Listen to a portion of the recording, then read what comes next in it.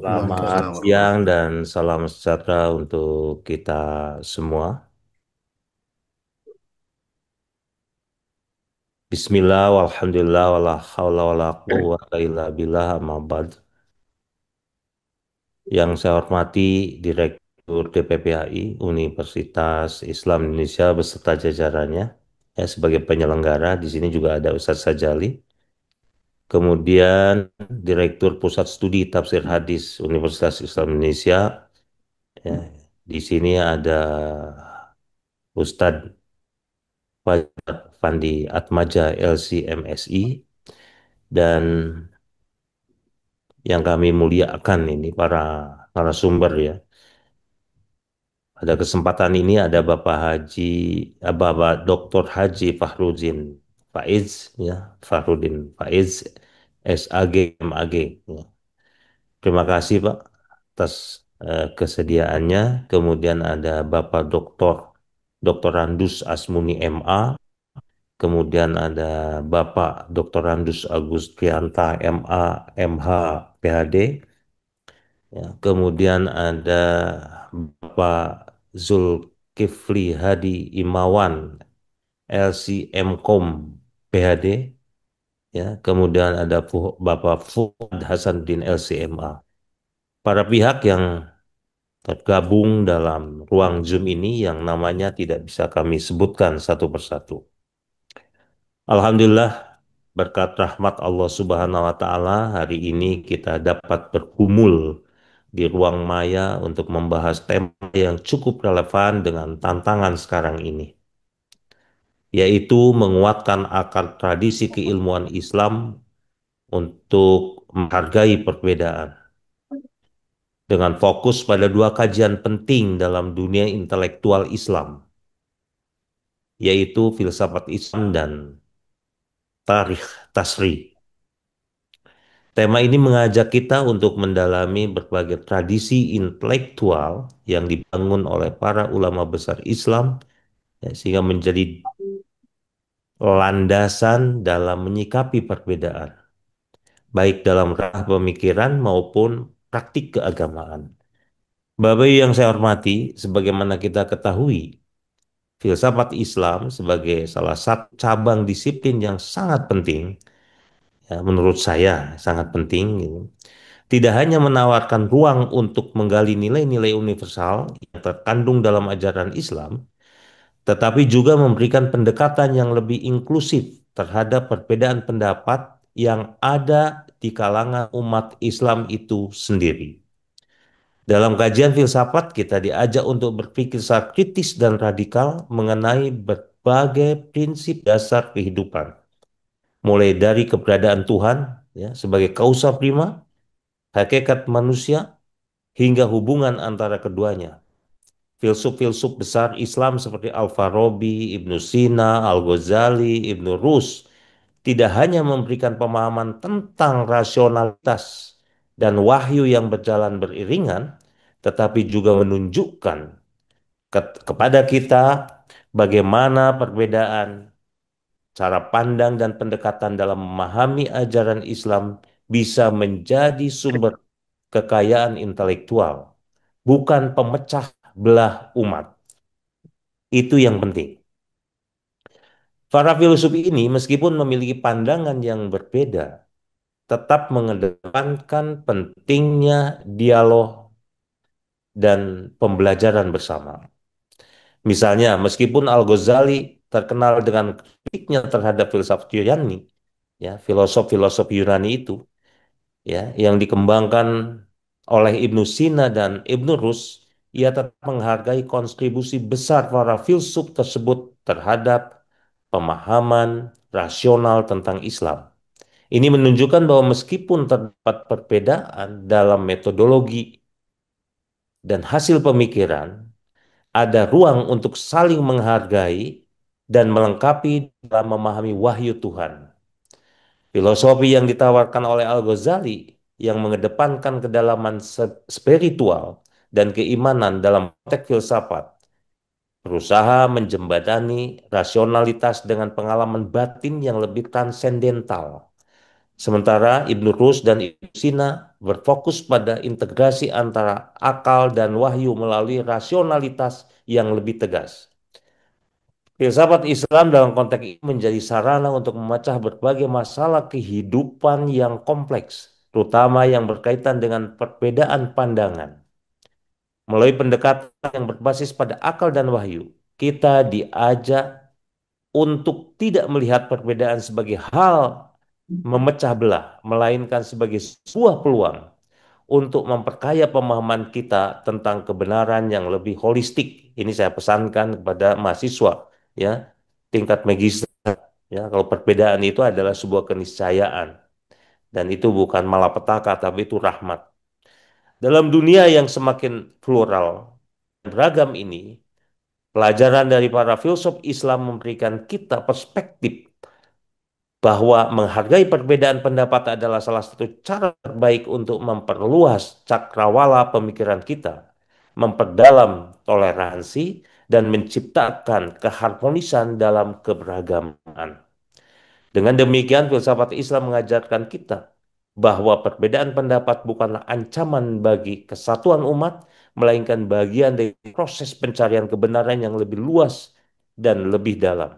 Dalam tradisi ini, perbedaan pendapat bukanlah sesuatu yang harus disikapi dengan sikap eksklusif dan intoleran, melainkan harus dipandang sebagai bagian dari dinamika intelektual yang dapat menguatkan pemahaman kita terhadap agama, kehidupan, dan peran kita sebagai makhluk yang berakal di dunia ini.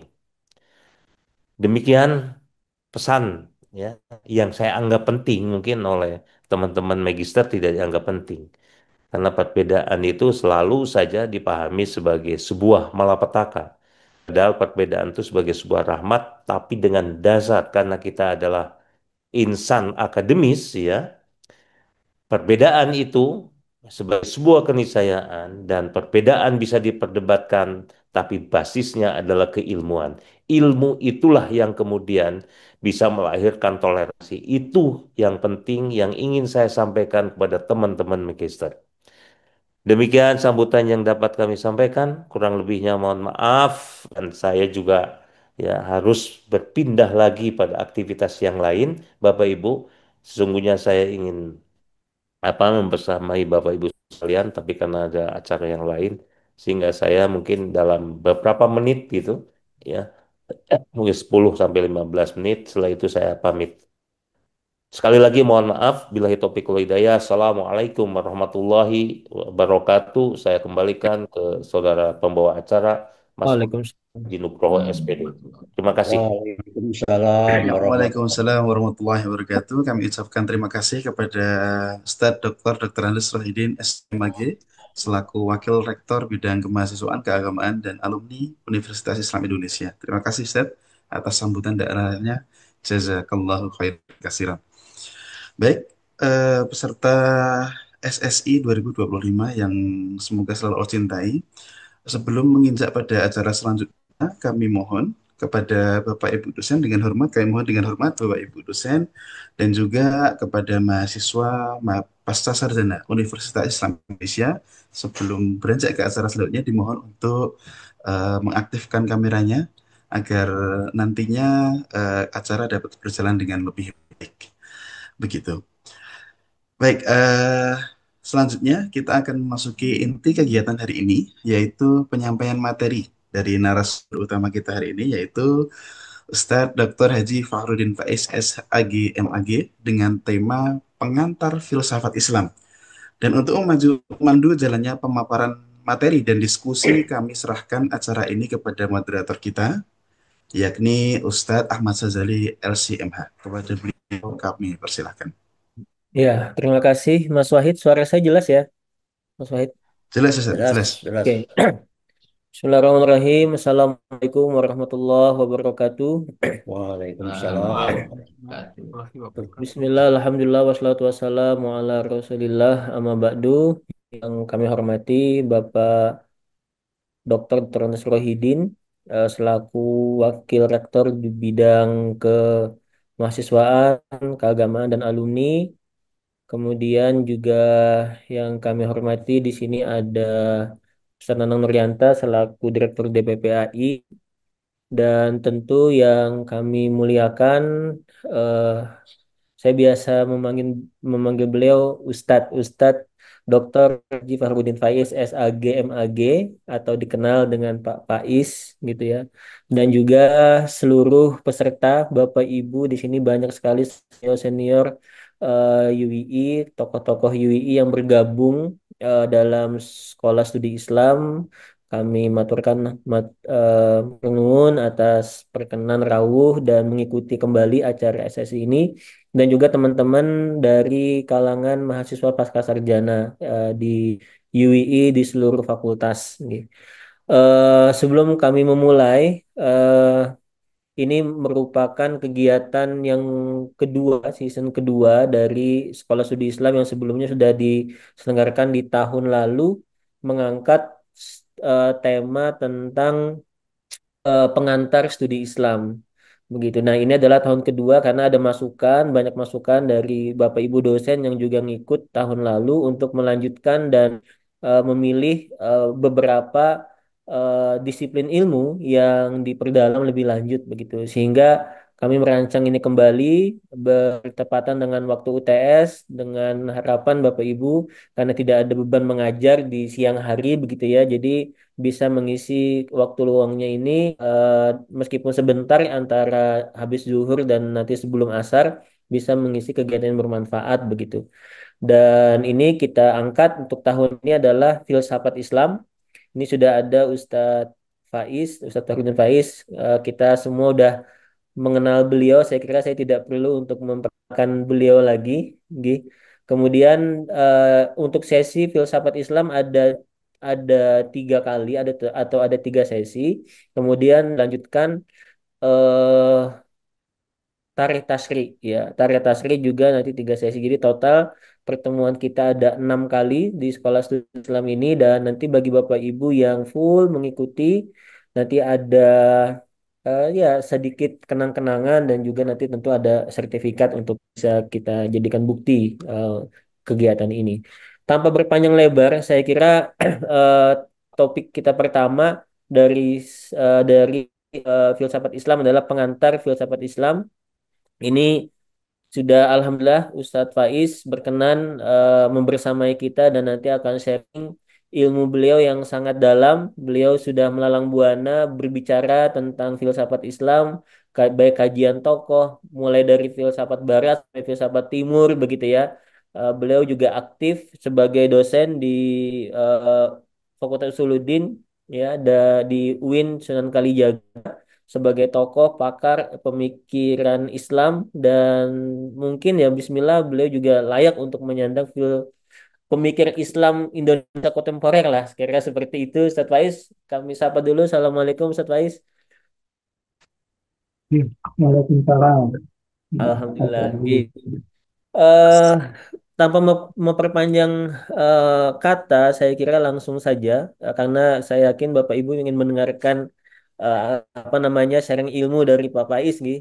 Monggo Pak Faiz, waktu dan jaringan kami persilahkan. Kita nanti akan berakhir di jam 2 atau jam 2:10 begitu, untuk nanti masih ada ruang untuk berdiskusi dan dialog.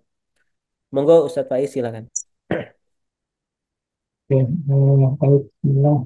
Assalamualaikum warahmatullahi wabarakatuh. Waalaikumsalam. Waalaikumsalam warahmatullahi wabarakatuh. Bismillah, alhamdulillah, wassalatu wassalamu ala rasulillah, wa ala haula wa la quwwata illa billah. Bapak Ibu semuanya saja yang sore hari ini atau siang hari ini hadir di forum Zoom kita. Alhamdulillah, eh, siang hari ini bisa diberi kesempatan kelonggaran dan juga kenalan untuk ikut bersama-sama belajar.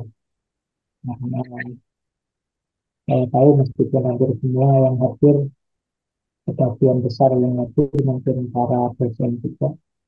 Hmm, Dosen yang baik adalah dosen yang selalu belajar. Guru yang baik adalah yang tidak hanya mengajar tapi juga belajar.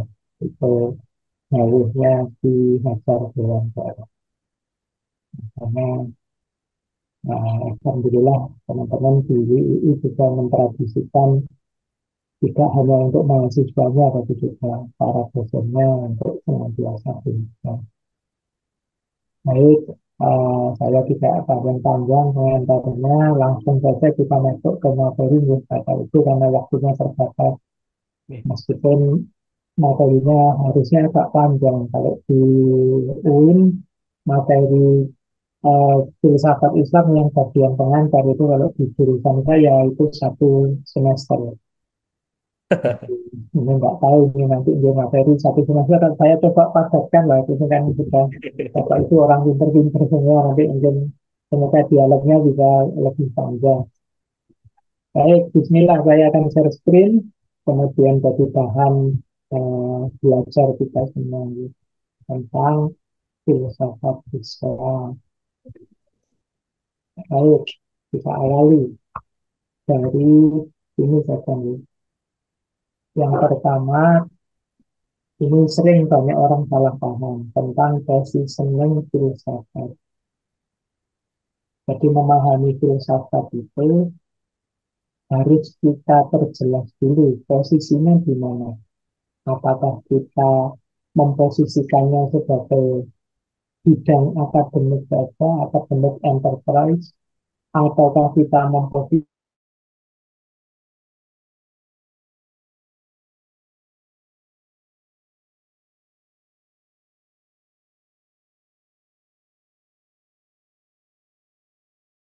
pangkat keyakinan-keyakinan hidup. Kadang-kadang orang menyebutnya seperangkat worldview yang dari situ kemudian kita menjalani hidup ini. Yang pertama orang sering menyebut yang a set of belief ini sebagai filosofi. Disinilah orang kemudian bilang ya semua orang sebenarnya punya filosofi hidup sendiri-sendiri. Meskipun tidak semua orang melakukan filsafat. Nah, melakukan filsafat itu yang kedua ini. Philosophy of tool of reflection. Jadi filosofi sebagai alat untuk refleksi. Jadi filosofi sebagai alat untuk merenungi hidup. Banyak di antara kita punya sih filosofi hidup. Bahwa hidup itu harus begini, harus begitu, jangan begini, jangan begitu. Prinsip-prinsip, nilai-nilai. Tapi kita tidak memikirkannya. Nah, kalau tidak memikirkannya, ya berarti kita ada di yang pertama. Tidak di yang kedua. Yang kedua ini orang sering menyebutnya berfilsafat. Jadi kalau yang pertama itu filosofi, kalau yang kedua berfilsafat. Filosofi as a tool of reflection. Para filosof pasti berfilsafat. Mungkin beda dengan kita. Kita punya filosofi, tapi tidak semua di antara kita berfilsafat. Nah, yang ketiga, filosofi as an academic enterprise. Ini kalau yang ketiga ini orang sering menyebutnya ilmu filsafat. Jadi filsafat sebagai bidang kajian akademik. Jadi orang belajar bagaimana pemikiran Al-Kindi, bagaimana pemikirannya Nietzsche, bagaimana pemikiran ini filosofi as an academic enterprise. Ini filsafat sebagai akademik. Kalau yang nomor 3 ini biasanya mahasiswa filsafat yang meneliti. Atau anak-anak yang mendapatkan mata kuliah filsafat, entah filsafat ilmu itu berhadapan dengan filsafat sebagai academic enterprise. Jadi ini 3 hal. Makanya kalau kemarin ada isu rame-rame misalnya, oh, filsafat itu haram, itu kemungkinan yang pertama, yang set of belief, yang seperangkat keyakinan yang itu ada juga beberapa beliefnya filosof tertentu yang mungkin tidak cocok dengan keimanan kita. Tapi kalau di filsafat yang kedua, still on reflection, tool of reflection, alat untuk analisis, ya semua kita harus berfilsafat, apalagi yang siang hari ini hadir. Maka akademisi itu ya harus mau berpikir, menganalisis, berefleksi. Maka semuanya harus mengerti filsafat dalam pengertian kedua ini. Nah, kalau ingin mendalami filsafat lagi, ya kita harus masuk ke yang ketiga, yaitu filsafat as an academic enterprise. Kalau di yang kedua mungkin kita lebih perlu materi-materi critical thinking, creative thinking, berpikir reflektif, kontemplatif itu di yang kedua. Kalau di yang ketiga kita baru masuk ke pemikiran-pemikiran. Kalau yang pertama ya filosofi hidup. Yang pertama ini kita semua punya lah. Cuma ya itu tadi ada yang dianalisis, ada yang di filosofi, ada yang dibiarkan saja, pokoknya dipercaya begitu. Nah, untuk pemahaman dasarnya. Yang kedua, ini masih basic ya, saya belum masuk ke filsafat Islamnya dulu. Kita flashback dulu ke dasar-dasar pemosisian filsafatnya dulu. Kalau ini pendekatan filsafat kepada agama. Apa sih yang terjadi kalau kita belajar agama dengan pendekatan filosofi? Ini di catatan saya ada beberapa model, ada beberapa gaya. Yang pertama ada model teologi. Di model teologis ini filsafat mendukung, menjelaskan tentang agama. Jadi beragama yang tidak sekedar dipercaya, tapi juga dipahami secara mendalam, dianalisis, diuraikan. Ini bidang ini namanya teologi. Dan jenis pendekatan filsafat yang pertama kepada agama. Nanti ada jenis kedua, orang sering menyebutnya pendekatan sekuler. Pendekatan sekuler itu filsafat memberi ruang kepada agama. Maksudnya begini, ya agama, dia punya cara berpikirnya sendiri, punya nalarnya sendiri. Filsafat ya filsafat. Kalau agama bahasanya wahyu, kalau filsafat itu ya akal saja. Ini cara pandang ini memilah secara tegas antara filsafat dan agama. Orang menyebutnya ini pendekatan sekuler. Jadi biarkan jalan saja sendiri-sendiri sesuai orientasi dan disiplinnya masing-masing. Pendekatan kedua dengan segala pro dan kontranya. Yang pertama juga ada pro dan kontranya. Nanti ada pendekatan jenis ketiga, yaitu pendekatan analitik. Pendekatan analitik ini sifatnya objektif. Jadi filsafat menganalisis nalar agama atau fenomena agama. Jadi saya belajar misalnya orientalis, itu dulu belajar tentang timur, belajar tentang Islam, itu pendekatannya biasanya analitik. Dia melihat dari luar gelanggang, kemudian menganalisis dari luar. Oh, kalau umat Islam itu punya kebiasaan begini. Oh, kalau di dunia Islam ada fenomena-fenomena ini. Sebagainya ini pendekatan analitik itu biasanya ya dilakukan di ruang-ruang akademik dengan standar-standar ilmiah tertentu. Jadi kalau mahasiswa misalnya antropologi belajar tentang budaya Islam di masyarakat, ini pendekatan-pendekatan analitik. Jadi ini menggunakan filsafat untuk menganalisis nalar dan fenomena agama. Ini jenis ketiga. Ada lagi jenis keempat. Jenis keempat, filsafat berfungsi kritis. Ini namanya pendekatan emansipatif. Jadi banyak hal yang mungkin tidak koheren, tidak sinkron, tidak relevan dalam praktis beragama. Nah, ini filsafat biasanya masuk dengan pendekatan emansipatifnya. Katanya Islam itu rahmatan lil alamin. Kok begitu ya kelakuannya? Nah, ini pendekatan emansipatif. Katanya Islam itu saling menghargai, saling menghormati. Kok terjadi kemarin konflik ini, peristiwa itu. Nah, ini filsafat biasanya masuk mengkritisi ya, gaya keempat. Nanti ada gaya kelima ketika filsafat bertemu agama, yaitu model mistik. Model mistik ini biasanya filsafat berfungsi untuk menguraikan penghayatan dan pengalaman keagamaan.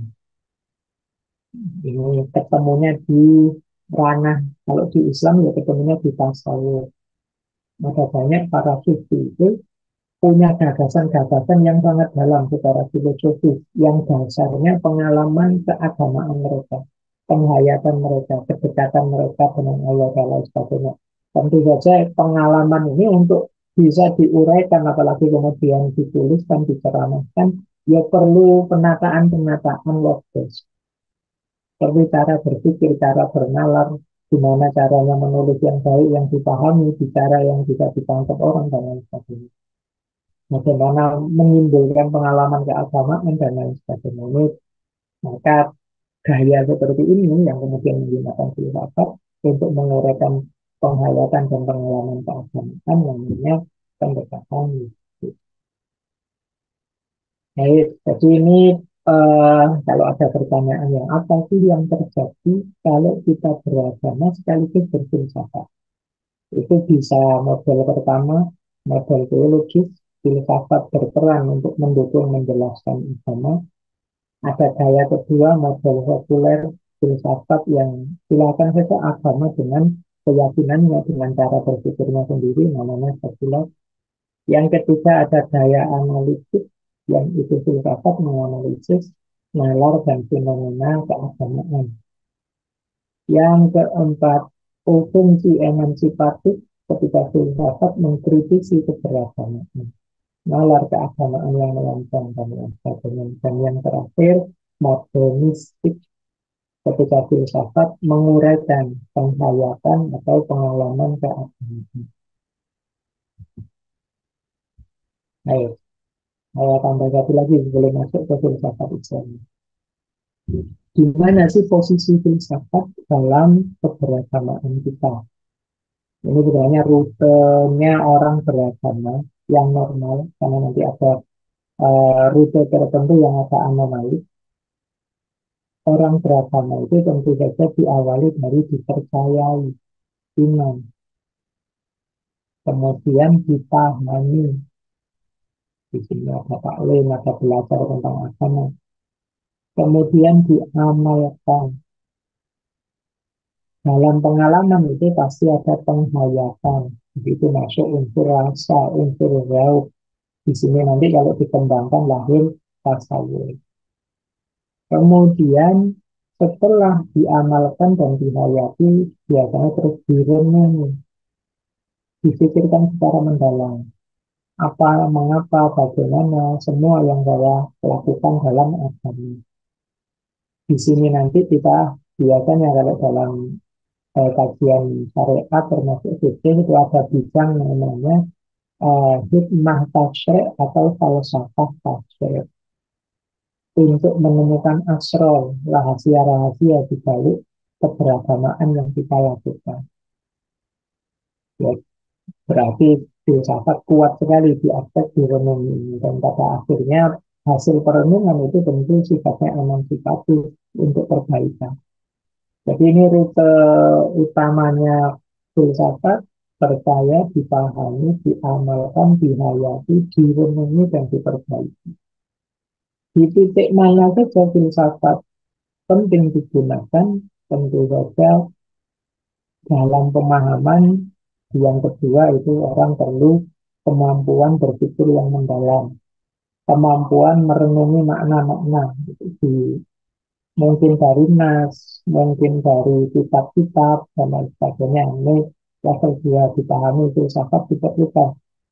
Kemudian level 4 untuk memahami dan menguraikan hasil penghayatan. Jadi ini filsafat diperlukan. Tidak mungkin berhenti di zauk. Berhenti di zauk tentu saja manfaatnya besar, tapi maslahatnya untuk sekeliling kurang. Perlu diuraikan. Mungkin para sufinya perlu menulis buku dan lain sebagainya. Di situ filsafat diperlukan. Dan tentu saja di posisi kelima, yaitu di aspek perenungan. Di situ hikmah tasyri', falsafah tasyri', tentu saja orang menyebutkan filsafat. Jadi kalau teman-teman Bapak Ibu ingin mencari di titik mana saja filsafat bermain, perhatikan yang saya sebut tadi ya, di nomor 2, di nomor 4, dan nomor 5. Di situ kita harus punya skill berpikir bernalar yang tepat, yang dalam, untuk memahami pesan-pesan agama, yang pada gilirannya nanti tentu saja dijalankan. Setelah itu kalau ada yang masih kurang, masih harus diperbaiki, ya diperbaiki. Nah, ini pengantar ya untuk kita memahami hubungan filsafat dan agama, posisi-posisi filsafat sebelum masuk ke ranah agama. Yuk, sekarang kita mulai ke filsafat Islamnya. Jadi kalau Bapak Ibu baca buku-buku tentang filsafat Islam, ada beberapa kata istilah nomenklatur yang harus kita hati-hati memahaminya ya, karena definisinya ini beda-beda. Jadi di dunia Islam, untuk menyebut filsafat, itu ada yang menggunakan istilah falsafah, ada yang menggunakan istilah hikmah, ada nanti yang menggunakan istilah ulumul awaqil. Eh, Tiga hal yang maknanya agak berbeda. Kalau falsafah itu persis dengan makna di filsafat Yunani. Jadi, karena ini bahasa serapan saja, filosofi yang diserap ke dalam tradisi Islam, di cinta kebijaksanaan. Kemudian yang kedua istilah hikmah. Jadi hikmah ini kan ada ayat Al-Quran itu wa mayyu'tal hikmata faqad utiya khairan katsiran. Orang yang oleh Allah diberi hikmah itu diberi banyak sekali kebijaksanaan. Hikmah itu makna letterleknya kebijaksanaan. Kebijaksanaan itu muncul dari, kalau definisinya Ibnu Sina ya, sempurnanya jiwa sehingga dia bisa menangkap makna-makna yang benar, yang baik, dan yang penting untuk kehidupan. Itulah hikmah. Jadi menarik kalau di hikmah ini sebelum orang menangkap makna-makna, dia harus membereskan dirinya dulu. Karena istilahnya sempurnanya jiwa sebelum kemudian bisa menangkap makna-makna. Itu istilahnya hikmah. Tapi tidak sekedar membaca kemudian memahami, tapi juga membereskan dirinya dulu. Nanti ada juga yang menggunakan istilah ulumul awa'il. Ulumul awa'il itu ilmu-ilmu kuno, ilmu nenek moyang. Ini kadang orang menyebutnya filsafat perennial. Ya, jadi filsafat yang ini gagasannya abadi sifatnya. Istilah ulumul awa'il ini antara lain dari Al-Kindi. Jadi ulumul awa'il itu menunjukkan ada khazanah keilmuan yang itu sifatnya abadi. Sejak dulu sampai sekarang pikiran ini relevan terus. Kenapa? Karena esensial dalam hidup ini. Kenapa filsafat Islam disebut ulumul awa'il? Karena wacana-wacana filsafat Islam itu wacana-wacana perennial, wacana abadi yang sejak zaman Nabi Adam dulu ya sampai sekarang itu masih relevan saja. Kalau saya bisa Nasir menyebutnya saintia takren, kita arifan perennial. Baik, jadi ini tiga istilah yang nanti tiga-tiganya melengkapi definisi apa itu filsafat. Kemudian kalau dari sisi nama bidangnya, ini agak menarik. Dalam sejarah ada beberapa istilah untuk menyebut filsafat Islam ini. Tentu saja yang paling populer yang pertama adalah filsafat Islam. Bagaimana pendekatan filosofis terhadap agama Islam dan keberagaman Islam. Filsafat. Oke, ada yang kedua, filsafat Muslim. Filsafat Muslim ini lebih melihat ke orangnya, tidak ke bidangnya. Jadi siapapun umat Islam berfilsafat, temanya apa saja, yaitu itulah filsafat Islam. Lebih pasnya istilahnya filsafat Muslim. Hasil berfilsafat para Muslim, umat Islam. Ada lagi orientalis yang pakai istilah filsafat apa.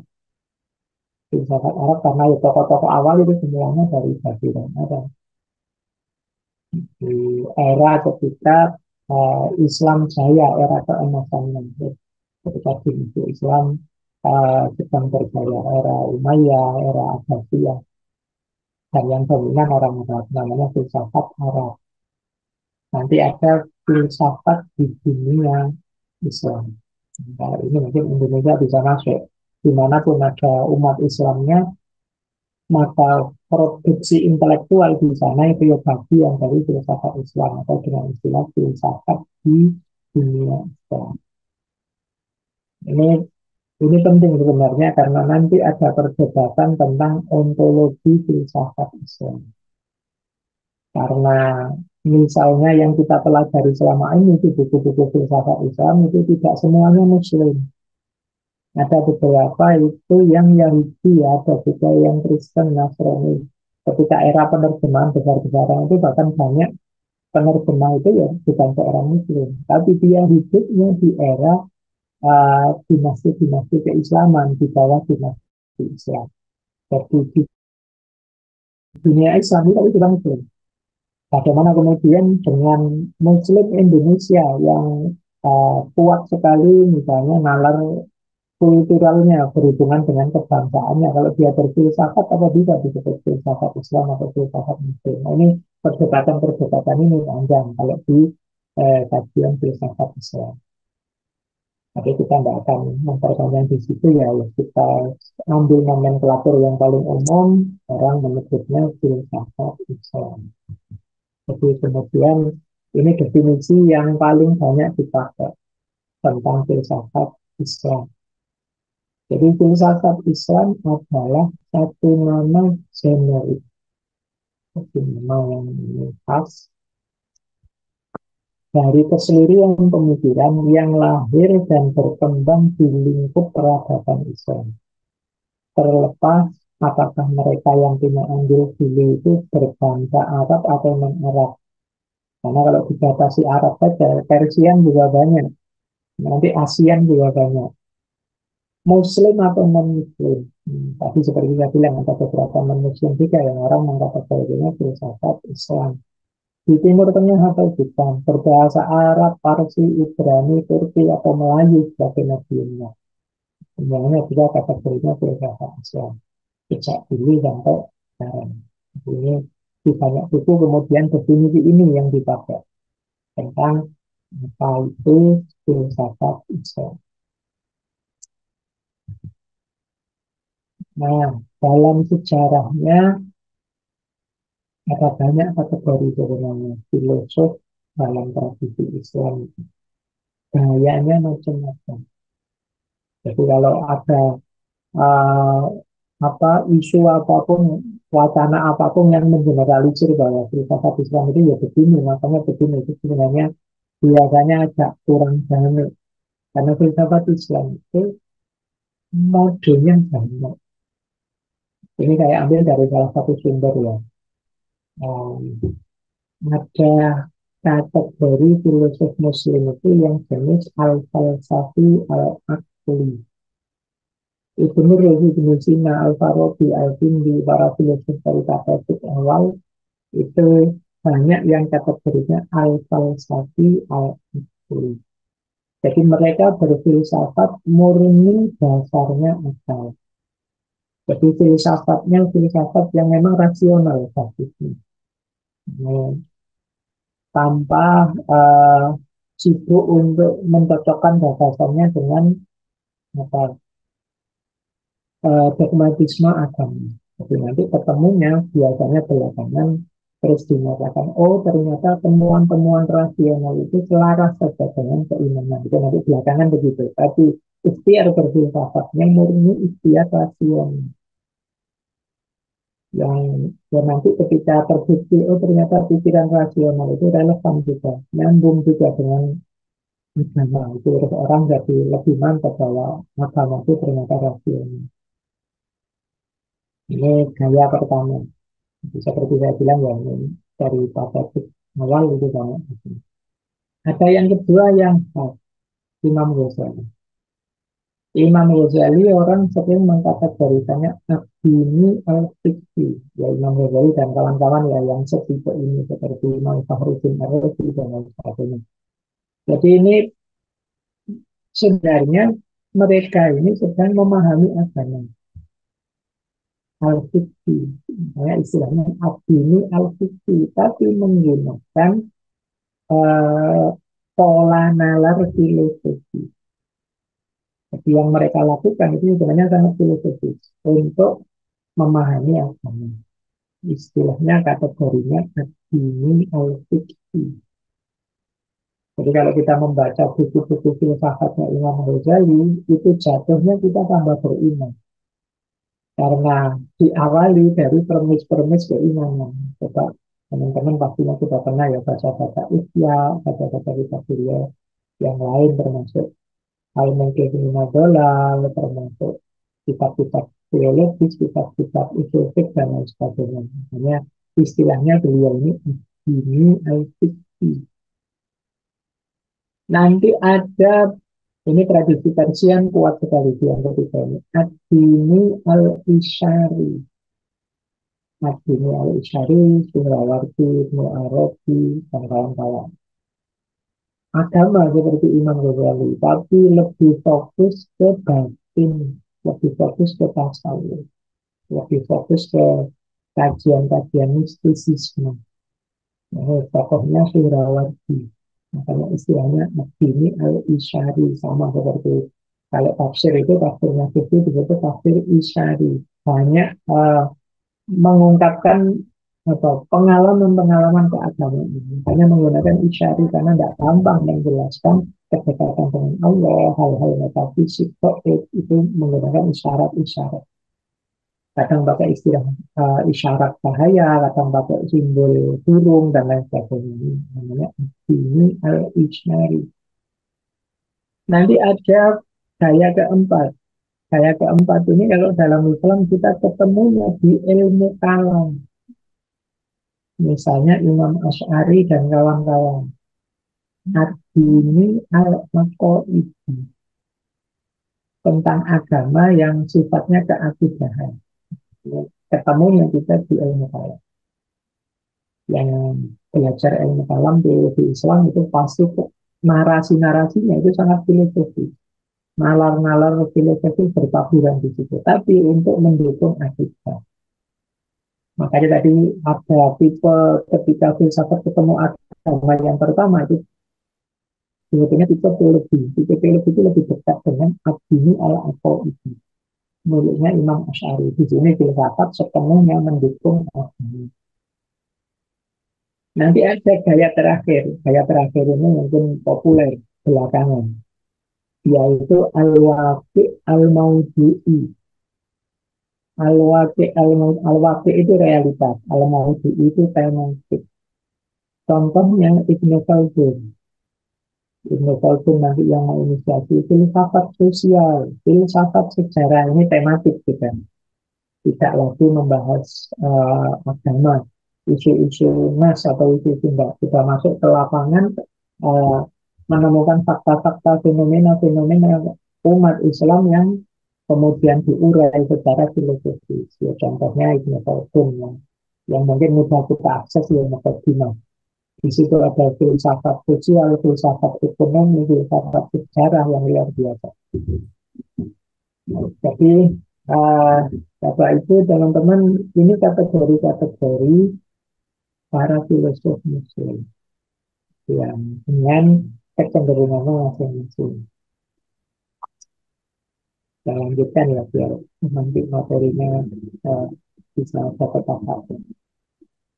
Tujuan umumnya filsafat Islam, kalau ini saya ambil dari Ibnu Sina. Jadi menurut beliau, filsafat Islam itu tujuan pokoknya dua. Yang pertama, ihqaqul haq.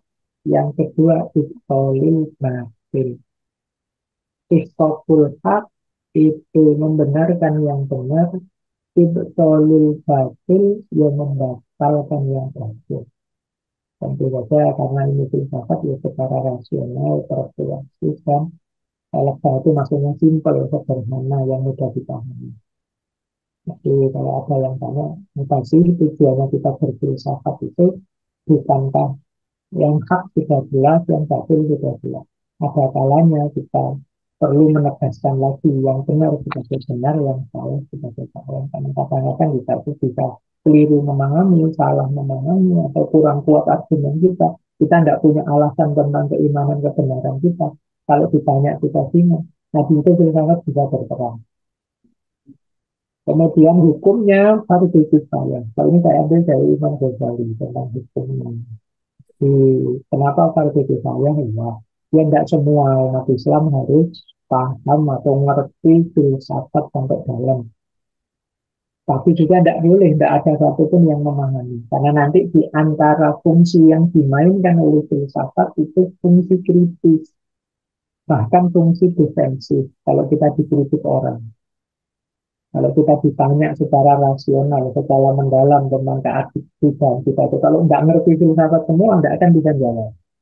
Orang akan meremehkan kita, menganggap ala umat Islam itu enggak bisa berpikir, bisanya ngeyel, bisanya pokoknya yang beda dengan dia pasti salah dan lain sebagainya. Ini yang dihindari. Maka kata Imam Ghazali, fardu kifayah harus ada nafarun min kulli firqatin gitu ya, kelompok dari umat ini yang paham filsafat. Itu ilustrasi yang dipakai juga oleh Imam Ghazali. Kenapa sih perlu berpikir mendalam, berpikir rasional? Kok kita tidak percaya? Ini seperti uh, pertanyaan. Ini tentunya kalau Al-Quran itu pertanyaan retorisnya Allah. Allah sudah tahu jawabannya. Ketika Nabi Ibrahim uh, minta bukti bahwa Allah bisa menghidupkan yang sudah mati. Terus Allah bertanya, apalam tuh mengapa engkau tidak percaya? Nabi Ibrahim menjawab, ya saya percaya, walakin lihat makin qalbi, tetapi biar hatiku tenteram, biar saya lebih mantap. Kalau sekedar percaya saya sudah percaya, tapi begitu saya bisa membuktikannya, akan lebih mantap. Dan mirip seperti itu perannya filsafat dalam kajian Islam. Itu yang dijelaskan oleh Imam Ghazali tadi, sehingga beliau memutuskan filsafat itu dari kehidupan. Atau seperti penjelasannya Ibnu Sina bahwa filsafat itu ikhfaqul haq wa ibtalul batil. Ini kan doa yang kita ucapkan tiap hari itu arinal haqqa haqqa warzuqna tiba'ah wa arinal batila batila warzuqna ijtinabah. Menegaskan nanti. Kalau semoga yang benar bisa tampak padaku sebagai benar. Tidak sekedar percaya begitu saja, tapi akhirnya bisa membuktikan yang benar ternyata memang benar. Yang saya anggap salah selama ini ternyata memang benar. Dan itu di antara peran yang dimainkan oleh filsafat. Ini sekilas kajian kenapa sih dulu umat Islam itu di era keemasannya begitu sukses luar biasa dalam dunia ilmiah intelektual termasuk filsafat. Kalau ada pertanyaan itu sebenarnya secara umum tiga kondisi itu yang membangkitkan peradaban Islam zaman itu sebagai porosnya ilmu dan puncaknya peradaban. Yang pertama kesadaran umat Islamnya tentang ilmu. Yaitu hidup itu kesadaran tertingginya ada di ilmu secara umum umat Islam zaman itu. Sehingga kesadaran bahwa wajib mencari ilmu, wajib mengembangkan ilmu itu jadi titik pijak pokok. Mungkin agak beda dengan kita hari ini. Mungkin kita hari ini lebih banyak kesadaran basicnya adalah ekonomi atau mungkin politik atau mungkin apa. Tapi zaman itu basis kesadarannya adalah ilmu. Itulah kenapa umat Islam zaman itu punya apresiasi yang sangat tinggi terhadap ilmu, ilmuwan, dan semua yang berhubungan dengan ilmu. Itu yang membuat para ilmuwan nyaman, terjamin hidupnya, kemudian mereka bisa beraktivitas dengan tenang. Ya, yang ketiga patronase. Jadi para penguasa zaman itu dan juga orang-orang kaya zaman itu sangat peduli dengan perkembangan ilmu. Itu yang membuat kemudian ilmu berkembang pesat, filsafat berkembang pesat. Kita menemui zaman keemasan. Nah, ini gambaran saja yang biar Bapak itu tidak bingung. Sekarang kelihatannya kok kita sulit bangkit lagi. Untuk bangkit lagi perlu tiga itu. Dari kita sendiri, dari masyarakat, dan juga orang yang punya kekuasaan dan punya modal harus ikut mendukung. Kalau tidak ya sulit. Nah, mengulang lagi situasi seperti zaman itu. Baik, satu materi lagi ya, tapi ini agak panjang, ternyata tidak terlalu banyak informasi.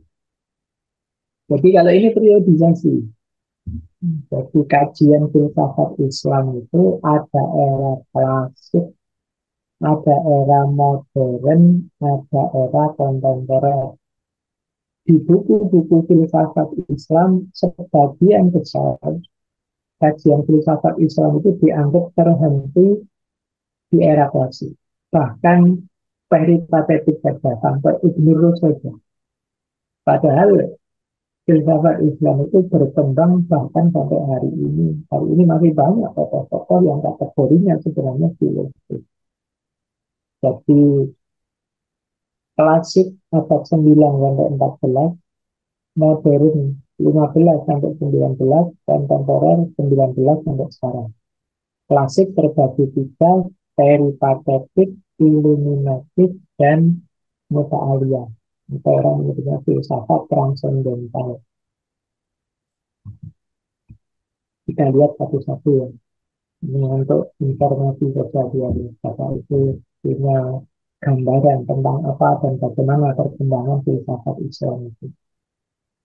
Yang pertama, filsafat Islam peripatetik, atau orang menyebutnya filsafat Islam tradisi Masya'iyah. Disebut peripatetik, disebut Masya'iyah.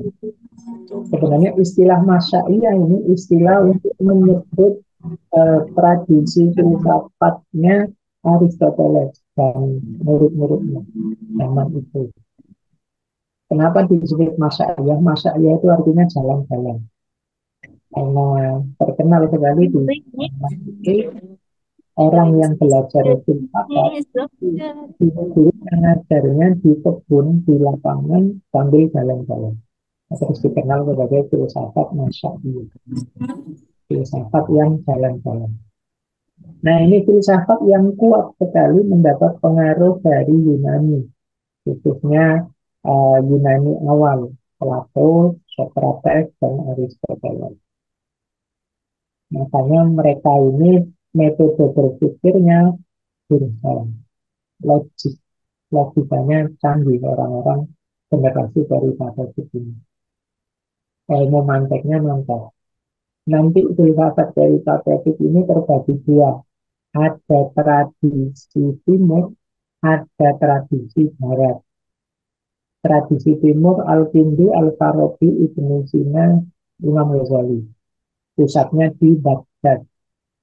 Tradisi barat ada Ibnu Tufel, Ibnu Baja, Ibnu Rushd. Pusatnya Andalusia dan kawan-kawan. Itu banyak nama-nama lain, tapi ini yang menurut saya paling terkenal. Pengaruh paling kuat Aristotelianisme dan Stoikisme. Jadi jangan lupa, makanya belakangan kan banyak itu kajian-kajian Stoik itu. Karena memang para pemikir Muslim itu banyak juga yang menyerap Stoikisme. Stoikisme itu aliran filsafat yang paling panjang usianya. Dari era 3 abad sebelum Masehi sampai 3 abad setelah Masehi. Sekitar 5 abad. Dan pengaruhnya besar sekali, khususnya untuk kajian-kajian etik seperti Islam. Kalau kajian Islam dengan kuat sekali di etiknya. Nah, latar belakangnya kenapa muncul tradisi kuat dari patetik ini? Yang pertama tentu saja zaman keemasannya Islam saat itu. Jadi memuncaknya scientific enterprise, suasana belajar yang kondusif, kebebasan berpikir, dan tentu saja umat Islam tambah luas sehingga ketemu dengan banyak budaya intelektual lain.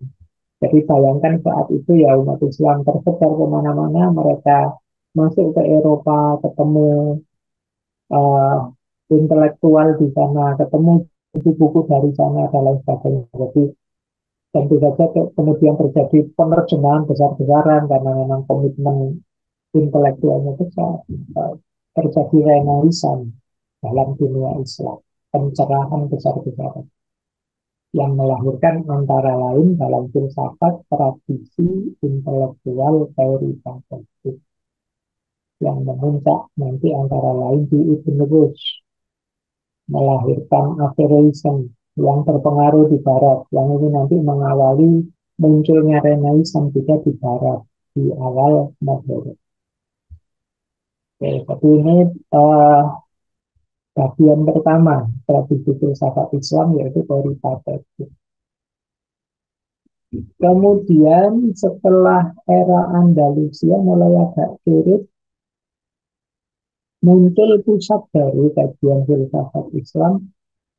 Orang mengenalnya sebagai tradisi Illuminatif atau filsafat Islam Isyrafiyah. Kalau tadi Masya'iyah, kalau ini Isyrafiyah. Banyak digawangi oleh tokoh-tokoh sufi, orang-orang yang punya konsen spiritual. Diawali di Iran, era ini mulai muncul, mungkin Bapak itu dengar, sufi-sufi yang dengan konsep-konsep sufistik yang agak kontroversial, ada Al-Halaj, ada Ibnu Arabi, dan lain sebagainya. Kalau di yang peripatetik tadi mode berpikirnya jenis irfan, di yang kedua ini mode berpikirnya yang peripatetik jenis mantik, logik, Irfan. Kalau ini modenya jenis irfan. Irfan itu pemahaman batinnya. Surawarti Ibnu Arabi. Banyak dipengaruhi Neoplatonisme atau kalau di Yunani ada aliran namanya Hermetisme, yaitu sangat spiritual. Juga budaya spiritual Persia, karena ini sifatnya di Persia. Zoroastrianisme, Manisme, Sabdaisme, Sabaiyah itu berpengaruh dalam konsep-konsepnya. Kemudian Sufisme, tentu saja. Nah, ini menarik. Ini saya beberapa tahun yang lalu membaca analisis kenapa sih kemudian muncul pusat baru ini. Yang pertama, Abbasiyah mulai surut. Kemudian muncul konflik politik, rivalitas Arab dan Persia. Ini kalau Bapak itu ada kesempatan boleh dikaji ya ini. Arab dan Persia itu agak unik. Sampai hari ini mungkin ada rivalitasnya sendiri. Antara Iran dan Arab misalnya. Sampai hari ini. Karena awalnya Persia ini pusat peradaban besar. Jadi zaman kan banyak ayat Al-Quran menyebut bagaimana Persia dan Romawi itu superpowernya zaman itu. Nah, sementara ketika umat Islam kemudian powerful, menguasai kemana-mana, ini Persia sedang dalam kondisi runtuh. Nah, kemudian muncul juga rivalitas Arab non-Arab. Bagaimana orang Arab yang merasa sebagai yang memiliki peradaban, yang memiliki Rasulullah di sana dan lain sebagainya, sehingga terus ada kategori Arabi dan Ajami. Nah, ini juga memicu lahirnya pusat baru, termasuk munculnya orang-orang Mawali. Mawali itu mu'alaf, tapi non-Arab. Biasanya Turki, eh, orang-orang Persia, yang mereka ini biasanya punya patron, yang patronnya itu Arab. Terus mereka diwajibkan membayar pajak seperti ahli kitab, dianggap kafir ini, dan mereka ini tidak boleh menduduki jabatan sipil militer sampai akhir era Umayyah. Ini fenomena-fenomena yang membuat kemudian dari Persian ingin muncul sendiri sebagai diri mereka. Yang muncul kemudian kuat sekali di sana tradisi Sufisme. Orang Arab membanggakan Rasulullah yang dapat wahyu, mereka bahkan kalau di tasawuf itu ada yang sampai bersatu dengan Allah, dekat dengan Allah, dan lain sebagainya. Ini analisis sosial politik ini. Tentu saja pikiran-pikiran iluminatif mereka luar biasa, pengaruhnya juga besar. Bahkan sampai hari ini menurut saya tradisi peripatetik itu yang tadi sangat rasional masih belum hidup di kita, tapi tradisi sufistik ini, irfan ini, sampai hari ini di dunia Islam masih laris, masih jadi favorit. Baik, yang ketiga ada ikhtiar untuk mendamaikan semuanya, mensintesiskan beberapa sistem filsafat sebelumnya. Di Istropiun ditambah Masyaiun ditambah tradisi teologi yang dasarnya Nas. Ini punya dimix jadi satu. Ini upaya yang dilakukan mulai Weber yang dikenal sebagai filsafat transendental atau aliran hikmah yang disebut muta'aliyah, hikmah muta'aliyah. Kalau yang di peripatetik nontik yang kuat, Burhan yang kuat, kalau di uh, Illuminatus Irfan yang kuat. Nah, kalau di muta'aliyah ini ingin menggabungkan semuanya. Wahyu ya, nas ya, akal tentu saja, dan tasyaf, isi batin. Tokoh utamanya Mullah Sadr, Sadruddin Asyirazi. Bukunya banyak kalau Bapak ingin mendalami. Baik, saya agak cepat mengikuti waktu. Jadi tadi perkembangan klasik. Sekarang kita lihat sebentar perkembangan modern. Di perkembangan modern, umat Islam posisinya kebalikannya era klasik. Umat Islam sedang kalah, dijajah, ambruk secara sosial, politik, ekonomi. Barat bangkit. Ini era modern. Dan tentu saja karena filsafat itu, manusia yang merenung hidupnya dalam kondisi apapun akan punya filosofnya sendiri-sendiri. Dunia Islam juga begitu, muncul banyak pemikir, banyak ulama, banyak filosof dengan problem zamannya, yaitu problem umat Islam yang sedang kalah. Maka Syekh Waliullah Abdullawi, Sayyid Ahmad Khan, Muhammad Iqbal, Muhammad Abdul di Indonesia ada mungkin Yayati Ahmad Dahlan, Yayati Hakim Asy'ari yang sedang prihatin tentang zamannya, eranya yang sedang kalah, sedang dijajah. Nah, konsepsi era ini ada tiga biasanya, rasionalitas, kritik, dan progres. Isinya kritik-kritik, ikhtiar untuk membangkitkan umat biar progres lagi dengan rasionalitasnya. Problem utama zaman ini kejumutan, mental pasif pasrah, egoisme kelompok umat Islam yang tersekat di banyak aliran, pendidikan yang lemah sistemnya, politik yang egois, yang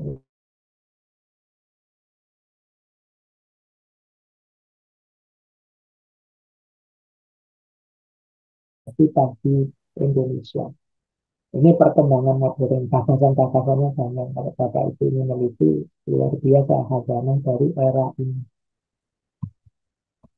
Lanjut. Kemudian ada perkembangan kontemporer, perkembangan belakangan sampai hari ini.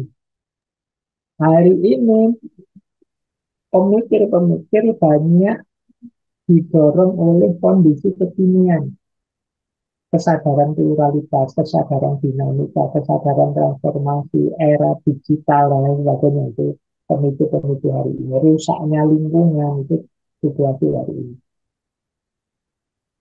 Ada beberapa kunci teori yang uh, diungkap oleh tokoh-tokoh ini yang tadi bagus pemikiran mereka. Yang pertama, evolusi, perubahan atau transformasi. Semuanya menyarankan perubahan, meskipun tentu saja ada proses menuju ke sana. Filsafat-filsafat transformasi laku di era ini. Kemudian sejarah yang kritis, yang tidak mau dihegemoni begitu saja oleh Barat. Kemudian problem of meaning, hermeneutik laku. Kemudian orang sadar bahwa hidup ini perlu menciptakan makna, perlu menegaskan makna. Kemudian eksistensialisme, bagaimana menjadi diri kita sendiri, bagaimana menjadi mandiri, dan lain sebagainya. Ini isu-isu utama yang banyak dibahas. Eksklusivitas, fanatisme, konsumerisme, hegemoni dominasi barat, materialisme, sekularisme, pengaruh IT, rusaknya lingkungan, dan lain sebagainya. Kita pasti dengar hari ini nama-nama ini akan Muhammad Artum, Sayyid Hussein Nasr, Muhammad Najib Al-Aqaf, Ismail Fariqi, dan lain sebagainya. Para filosof zaman ini dengan isunya sendiri. Baik, uh, saya kira itu saja kecuali beberapa wawasan pengantar.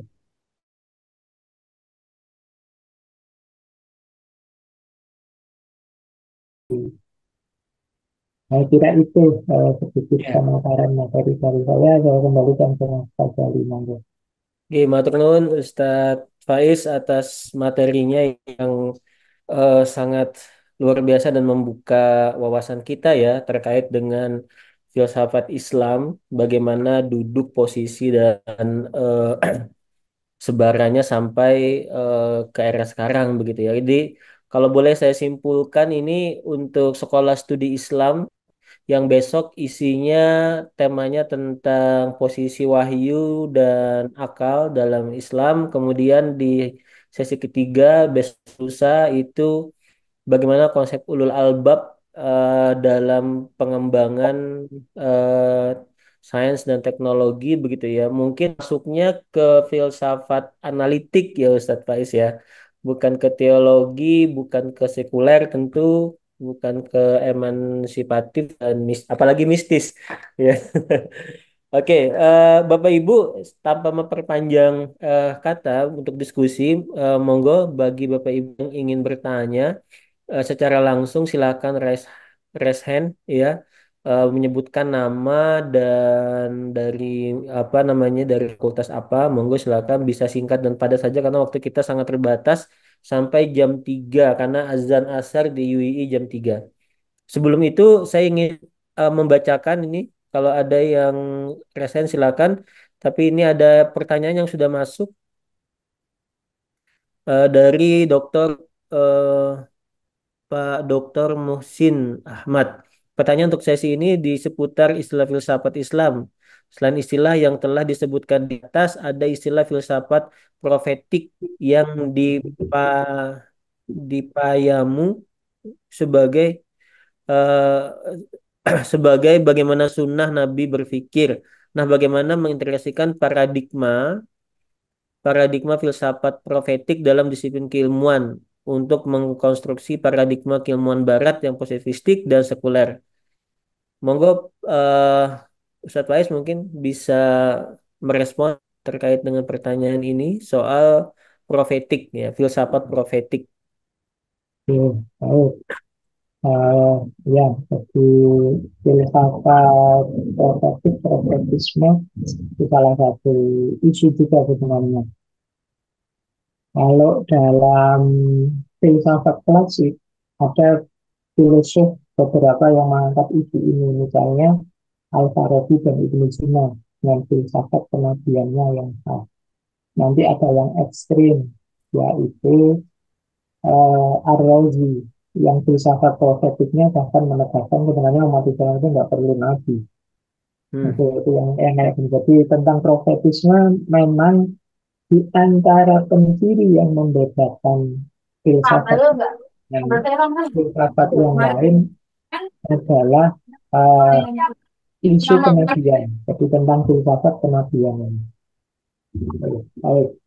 Nah, kemudian istilah filsafat profetik ini apa bisa Pak kemudian dipakai juga sebagai salah satu pendamping saja mungkin di antara tadi kan ada filsafat Islam, filsafat Muslim. Kemudian kalau Islam itu ya filsafat profetik. Sebenarnya bisa saja sih kalau memang itu ingin dipakai.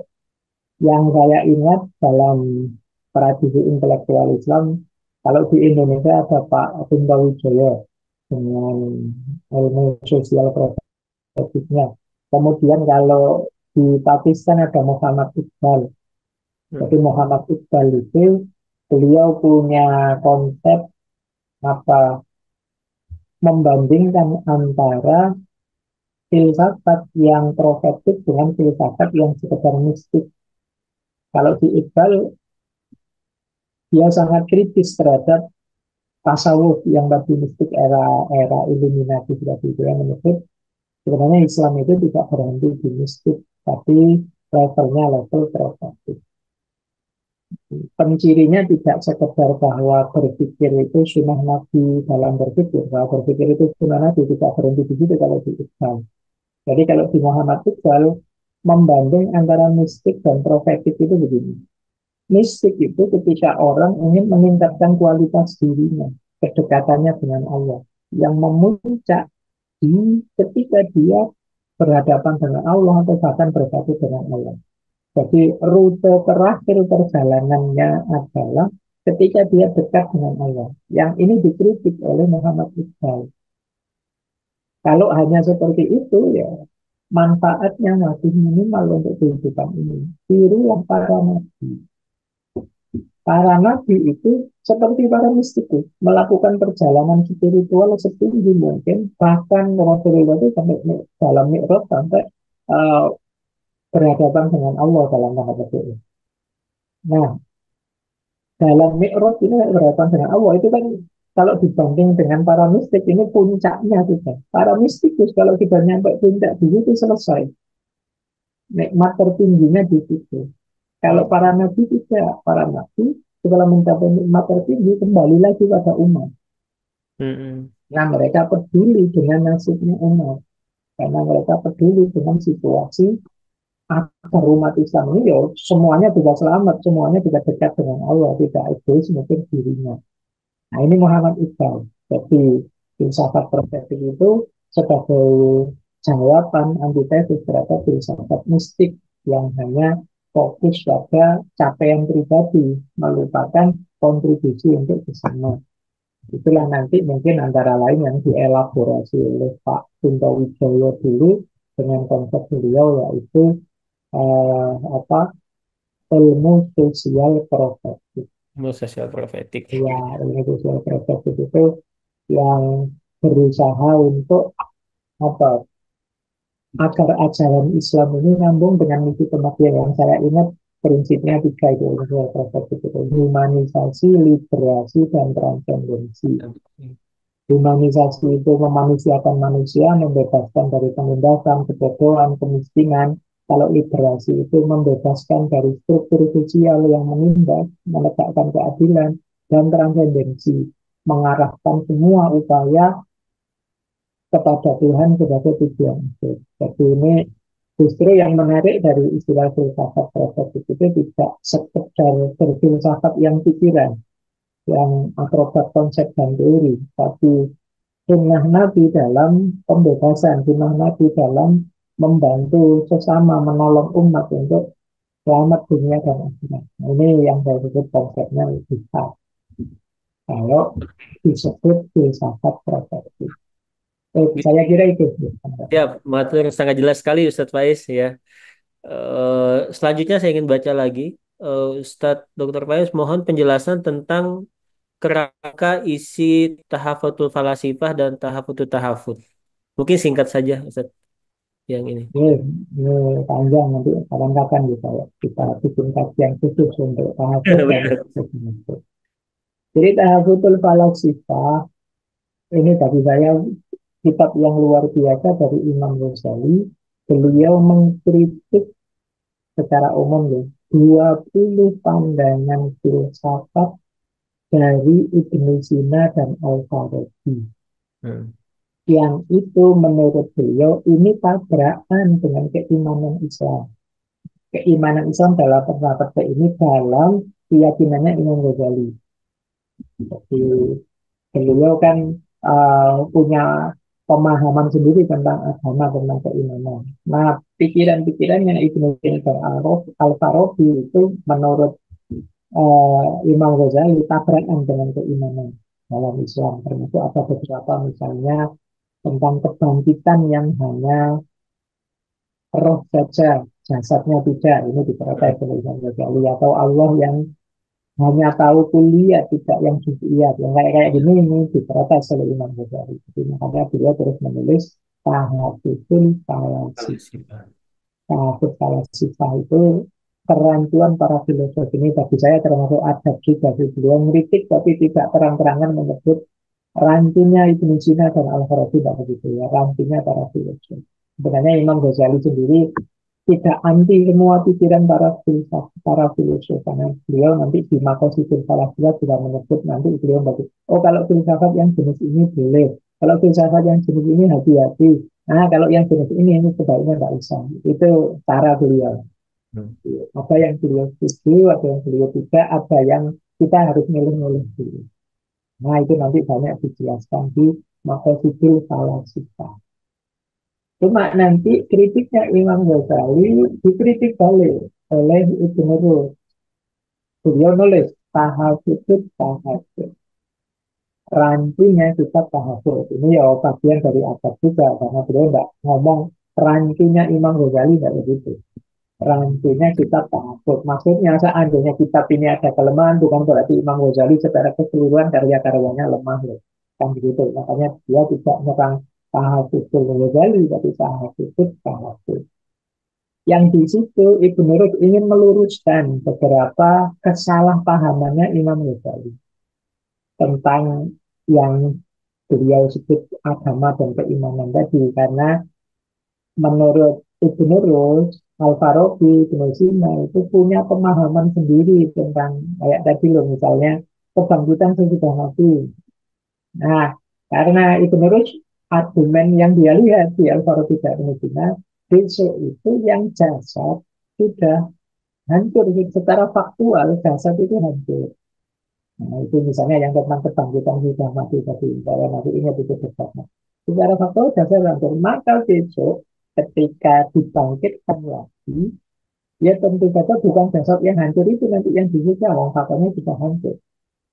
Berarti mungkin diberi jasad yang baru dan lain sebagainya. Ini kayak gini terus jadi perdebatan. Jadi tidak dalam hal yang sifatnya usuliyah sebenarnya, tapi pemahaman-pemahaman suruh seperti ini. Karena Imam Ghazali cenderung menghindari takwil yang berlebihan. Sementara para filosof itu pemikirannya bisa luas sekali pada simbol mana-mana. Titik bedanya di situ.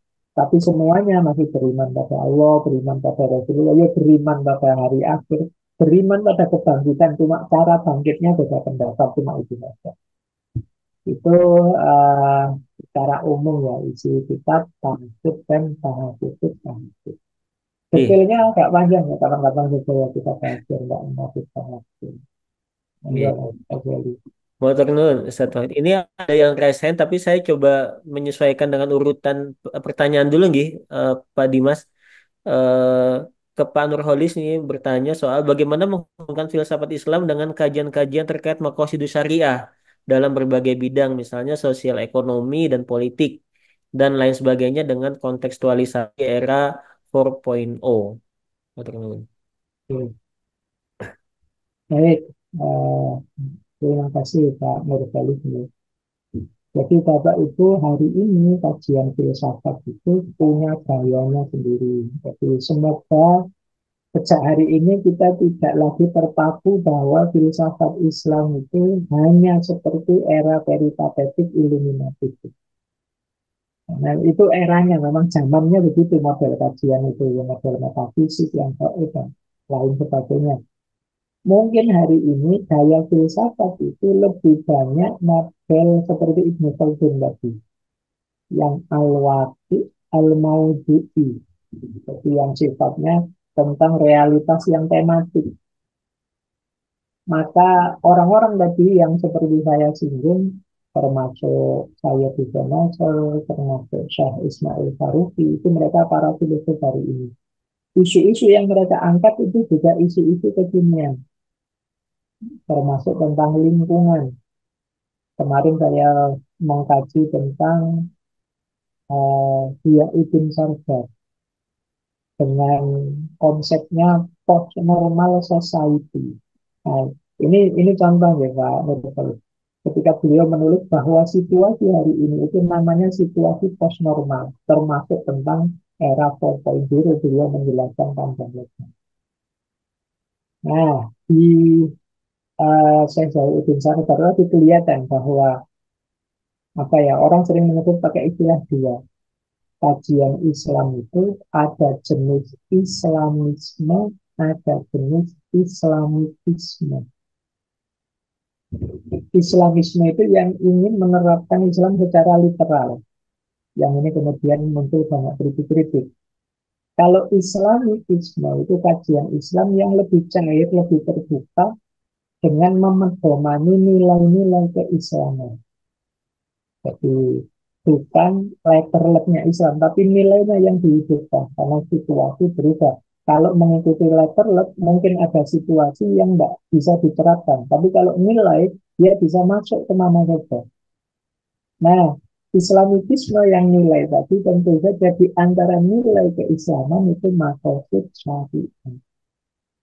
Itu maqasid syariah itu ya tadi untuk bahwa Islam itu hifdzuddin menjaga agama, hifdzul akal menjaga akal, hifdzul nasl, hifdzul mal dan lain sebagainya. Jadi ini kan maqasidnya. Jadi syariah itu hadir untuk kepentingan-kepentingan, kebutuhan-kebutuhan manusiawi, nilai-nilai yang harus dipertahankan. Berarti ya kalau memang kajian Islam fokus ke sini bisa diikuti tadi pola-pola seperti yang dilakukan oleh Syah Ya'udin Sardar tadi bahwa nilai-nilai ini yang harus tetap ada di era sekarang. Bolehlah dunia digital masuk tapi ini jangan dilanggar, itu jangan dilanggar. Ini filsafat Islam yang berhubungan dengan maqasid syariah. Jadi maqasidnya apapun yang terjadi jangan ditabrak. Islam itu soleh likulli zaman wa makan, jadi relevan di segala ruang dan waktu ketika masuk ke banyak ruang dengan nilai-nilai keislaman. Kalau letterletnya Islam, letterletnya Islam itu misalnya ya potong tangannya, ya rajamnya, itu kan letterletnya. Ini nanti di ruang tertentu agak sulit diterapkan. Ada ada perubahan situasi, perubahan zaman, maka perlu ada ijtihad-ijtihad yang mengedepankan tema-tema maqasid ini. Jadi belakangan mulai banyak bidang keislaman yang arahnya maqasid. Sekarang ada tafsir maqasidi, sekarang ada fikih maqasidi. Itu sebenarnya arahnya ke sana. Yang kalau dibagi dua tadi ada istilah Islamisme dan Islamitisme. Islamitisme itu dari kata-kata Islamik. Jadi yuk kita bangun peradaban yang Islami. Tidak kemudian harus letterless, harus Islam. Ini bisa jadi salah satu alternatif cara berpikir kita hari ini. Kenapa sih ini juga penting? Karena kalau kita di antara efeknya terlalu letterless itu kita jadi tertutup. Orang lain jadi mengambil jarak dari kita karena nganggapnya kan itu urusannya orang Islam saja. Tapi begitu kita masuk ke nilai, maka diskusi bisa terbuka. Seperti Pak Kunto tadi, beliau pakai dirinya humanisme, liberalisasi. Diksi-diksi ini lebih terbuka untuk orang lain masuk diskusi.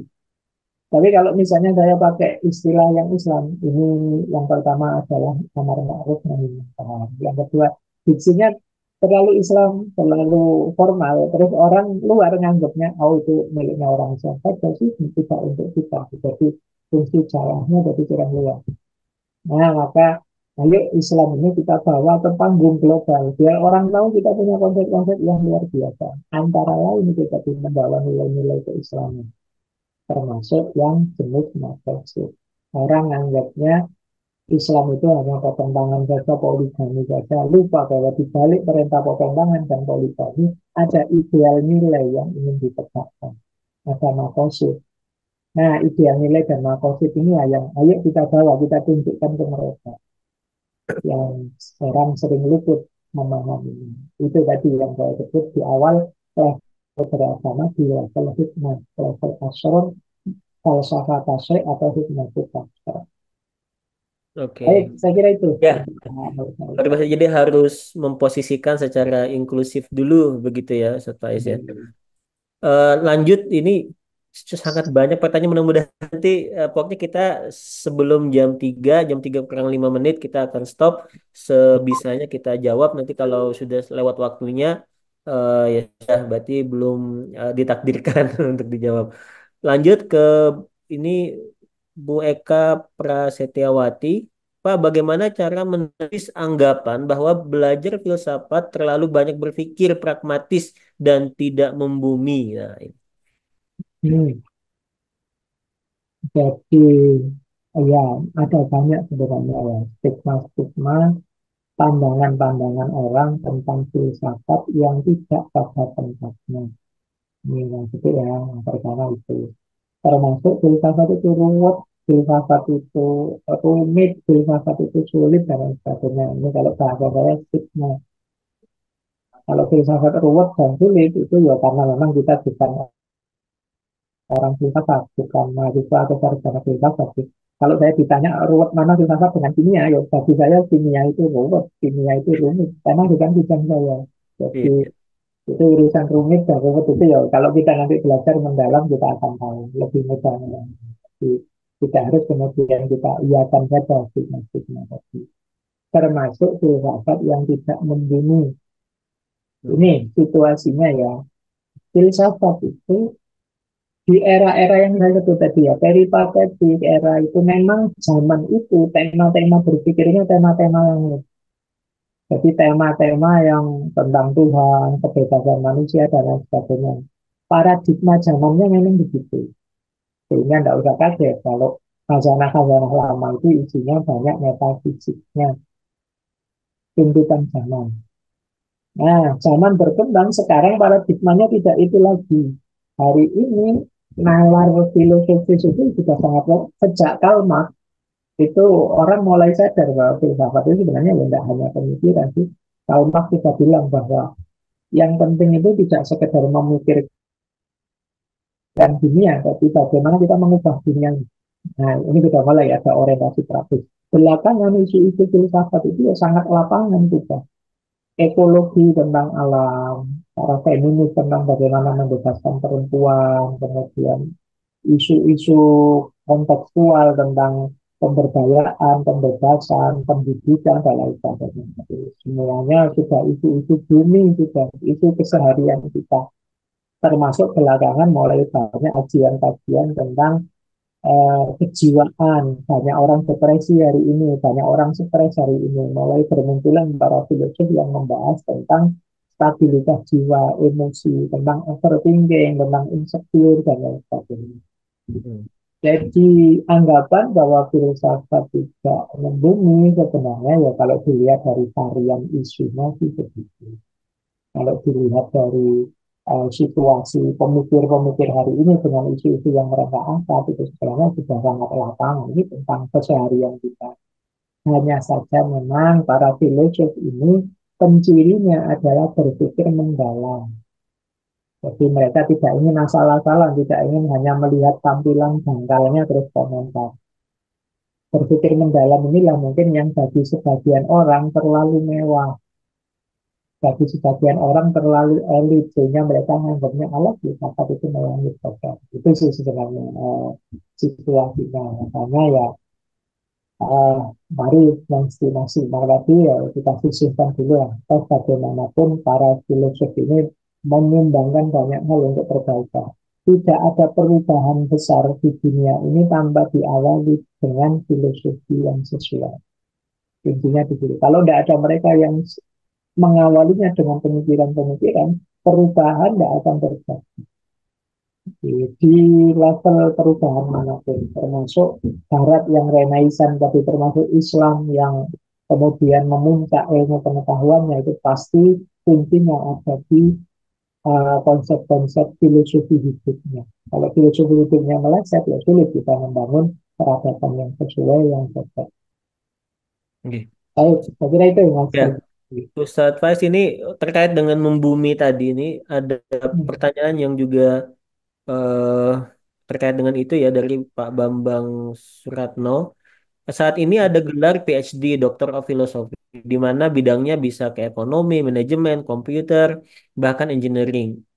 Inovasi-inovasi eksak engineering juga banyak dihasilkan oleh filsuf muslim seperti Khawarizmi dan lain-lain.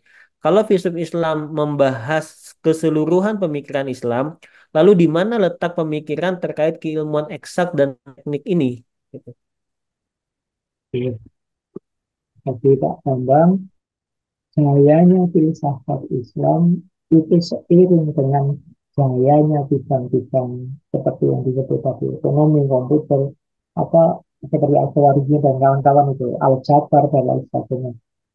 Jadi era keemasan Islam itu ditandai dengan keterbukaan berpikir. Ini pencirinya filsafat kita. Keterbukaan berpikir, kesediaan berpikir mendalam, dan lain sebagainya.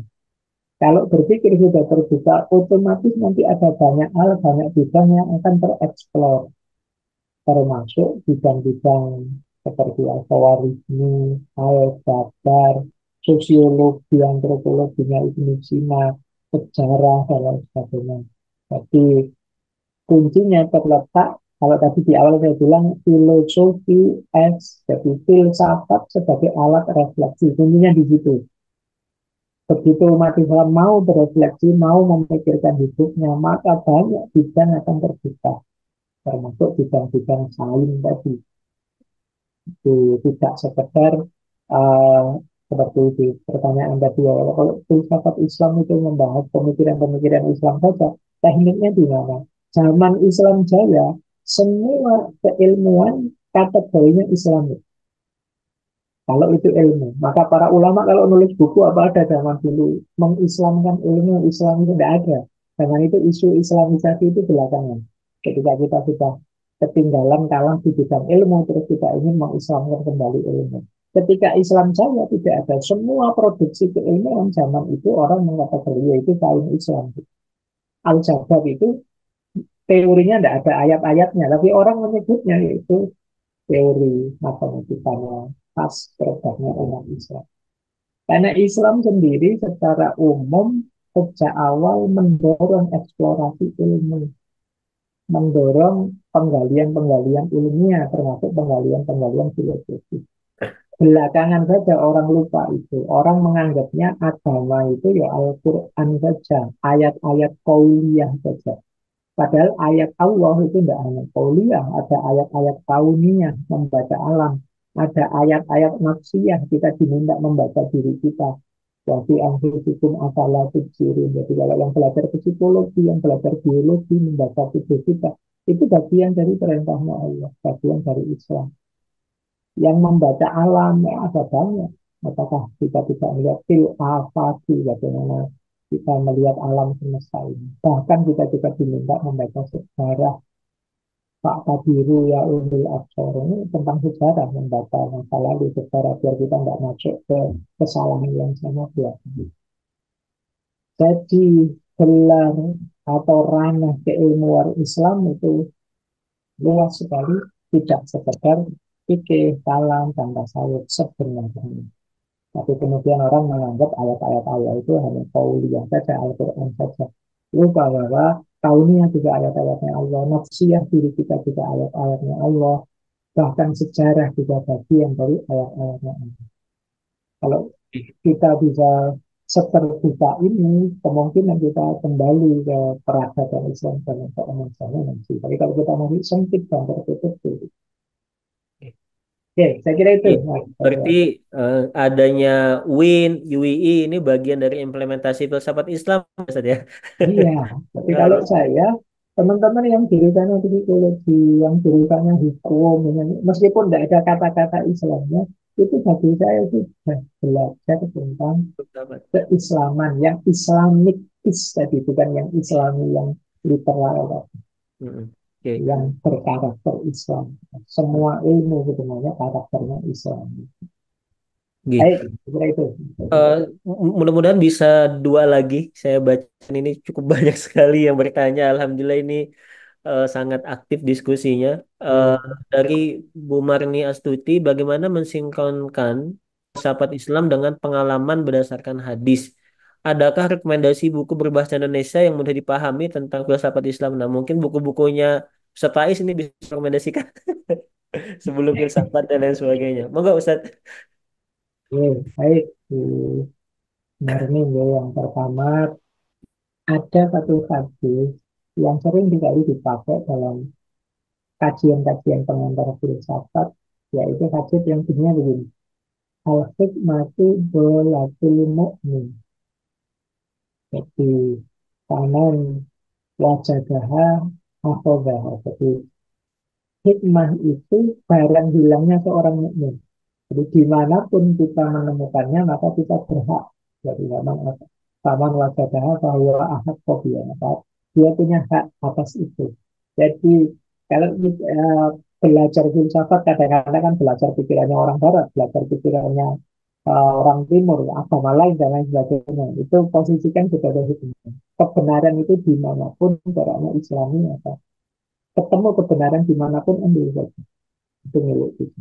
Tidak harus merasa, ini kan dulu pernah dipakai orang Kristen, Pak. Ini kan dulu pernah dipakai orang Israel, Pak. Tapi kalau itu kebenaran, jangan terlalu untuk mengambilnya, karena itu milik kita. Istilahnya Nabi menarik idolatul mu'min. Barang hilangnya seorang mukmin. Ini salah satu contoh bahwa ada banyak sekali hadis-hadis Nabi yang mendorong kita berpikir. Misalnya hadis tentang Mu'adz bin Jabal yang kalau di Al-Quran tidak ada, di sini tidak ada, ya pakai akal kita, pakai hati kita dan lain sebagainya. Ini sebenarnya berhubungan dengan berfilsafat. Kalau tentang buku, mungkin sekarang mulai agak banyak juga yang buku tentang filsafat Islam.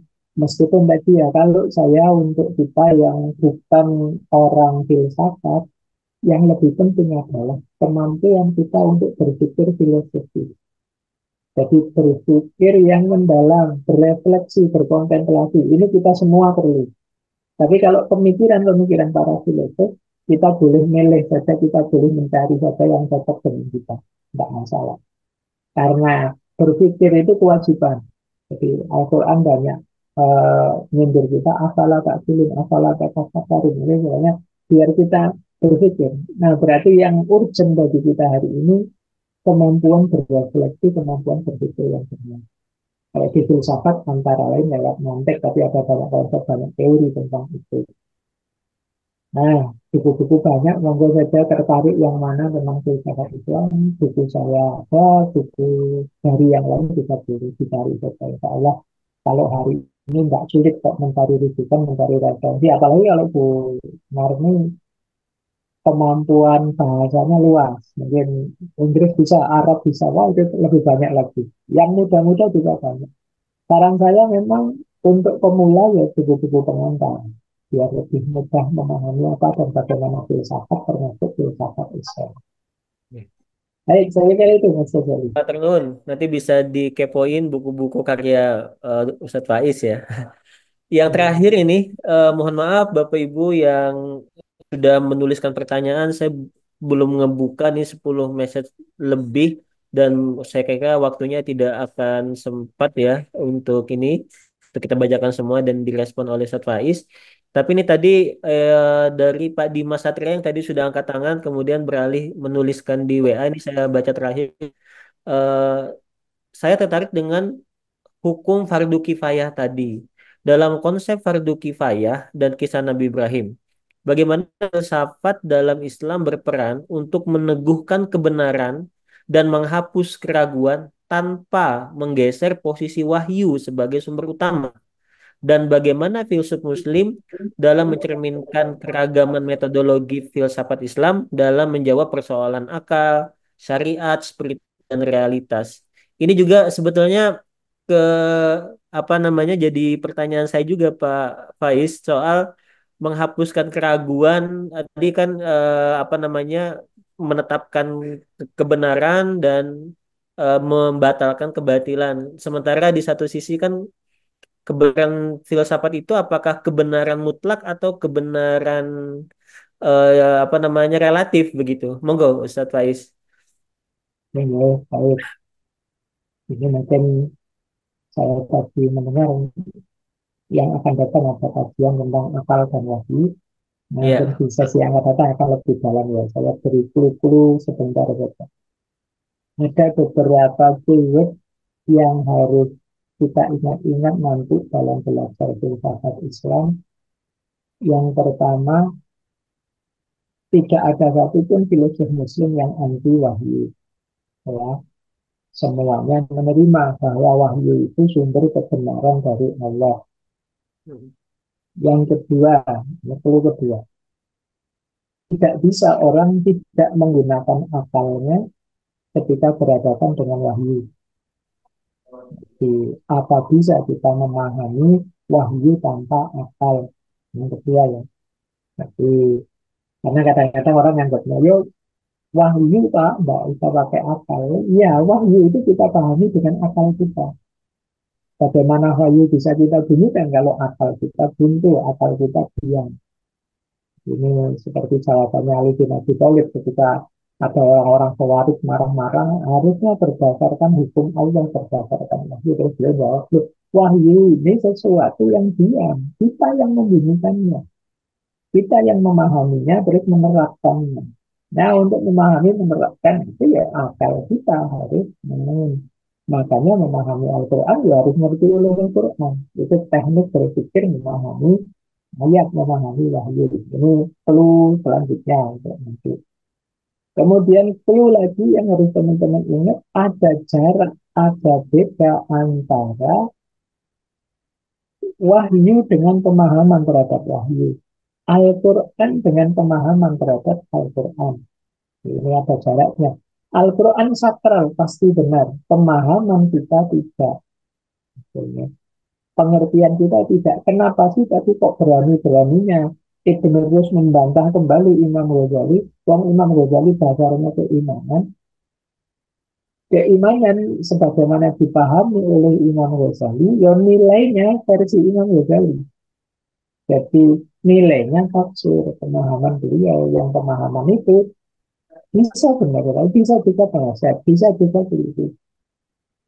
Sehingga Ibn Rus tidak ragu-ragu menjawab Imam Ghazali, karena ini yang dijawab tafsirnya, sedang tidak menjawab Al-Quran. Ayat Al-Qurannya multi tafsir, bisa dipahami A, bisa dipahami B. Nah, versi pemahaman A itu menurut Ibn Rus tidak cocok. Jadi perdebatan itu terjadi bukan antara Ibn Rus dan Al-Quran, tapi antara pemahaman Imam Ghazali dan pemahaman Ibn Rus. Ini ini yang sering orang nih. Jadi kalau kita bantah pemahaman seseorang yang dasarnya ayat itu bukan kita bantah ayatnya, tapi yang kita bantah pemahaman. Karena ayat itu mungkin punya makna yang berbeda. Oke, ini perlu selanjutnya mungkin untuk bahan diskusi yang akan datang. Kemudian, eh, apa ada Pak filsuf yang menomorsatukan akal? Ada beberapa filosof yang memang tidak, bahkan tidak menomorsatukan akal, tidak peduli wahyu. Itu harus diakui ada.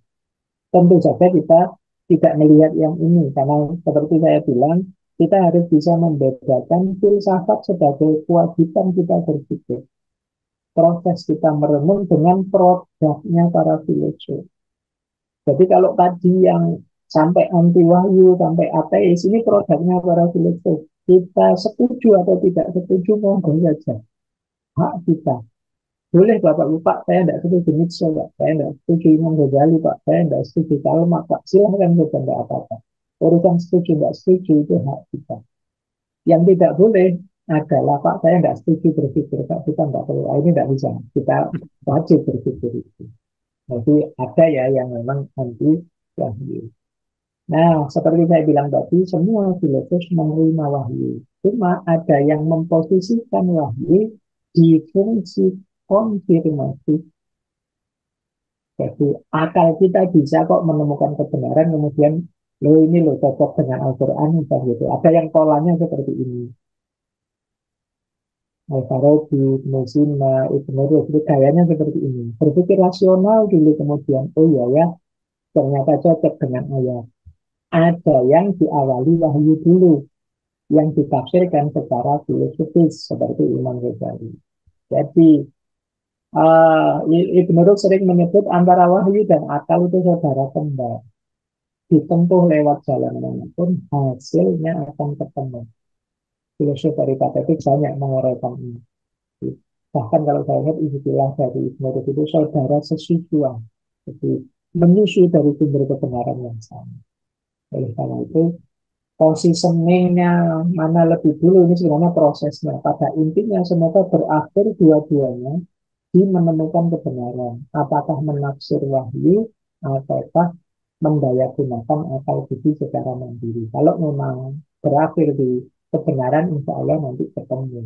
Ini persepsinya para filosof secara umum. Insya Allah nanti sesi setelah ini akan lebih panjang lebih elaborasi tentang akal berwahyu. Ini salah satu isu pokok dalam kajian filsafat Islam. Baik, saya kira itu Mas Oke, Jazari.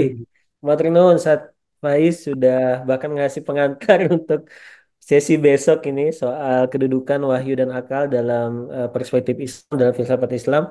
Sekali lagi, Bapak Ibu, saya mohon maaf, bukan tidak ingin membacakan dan berdiskusi lebih panjang terkait dengan filsafat Islam ini.